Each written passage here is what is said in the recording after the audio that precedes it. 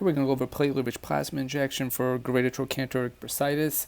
Here we can see a thickened gluteus medius and minimus tendons, particularly the minimus tendon. It appears with a thickened ITB or iliotibial band. Here are the structures. You can appreciate the anterior, lateral, and posterior facets of the greater trochanter. And again, there's thickening and hypogenicity, particularly of the gluteus minimus tendon. We're going to try to get our needle essentially underneath the iliotibial band, between that and the gluteus medius tendon. Here we're going in plane approach.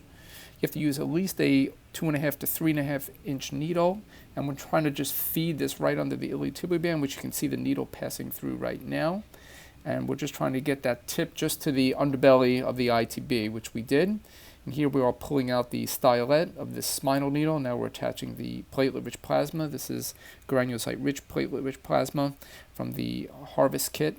And here we can see we're injecting the PRP just underneath that ITB. And essentially here it is again at 25% speed. And here you can appreciate that flash of the injectate or the PRP, which is essentially traveling underneath the iliotibial band and superficial to the gluteus medius tendon. You can see it trickle posteriorly as well.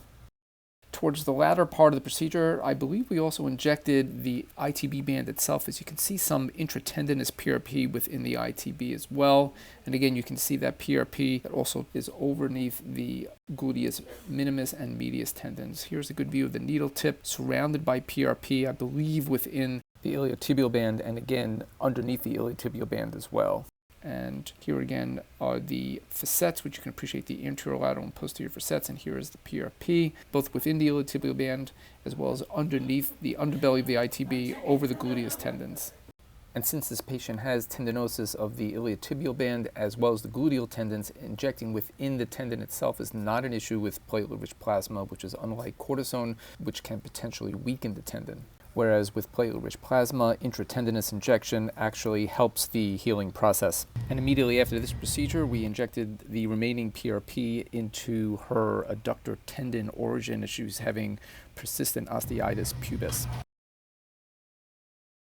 Here's a brief overview of this greater trochanteric platelet-rich plasma injection. We're going in-plane approach. We are going from a posterior to anterior direction. We're trying to slide the needle under the iliotibial band, which is translucent here, into the greater trochanteric bursa. Here you can also appreciate the gluteus medius and minimus tendons attaching on the lateral and anterior facets of the greater trochanter respectively. And the needle is essentially just in the greater trochanteric bursa, which we're injecting now with PRP. And then as part of this procedure, the needle was pulled back a little and some of the iliotibial band itself was injected with PRP as well, which you can see here.